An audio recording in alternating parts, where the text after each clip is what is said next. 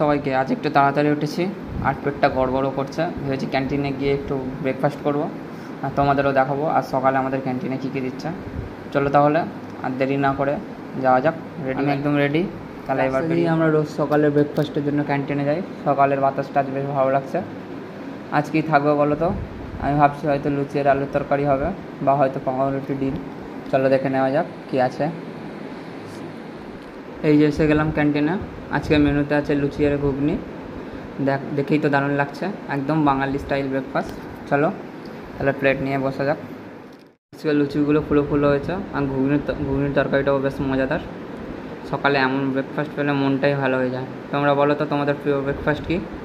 আর এই খাবারটা 20 টাকায় পাওয়া যায়, বাজেট ফ্রেন্ডলি আর টেস্টও ভালো। ব্রেকফাস্ট পছন্দ করো, পরোটা, লুচি না অন্য কিছু বিদেশি ধরনের? কমেন্ট করে জানিও। ভিডিওটা ভালো লাগলে লাইক দিও, চ্যানেলটা সাবস্ক্রাইব করতে ভুলো না। আবার দেখা হবে পরের ব্লগে। Bye bye.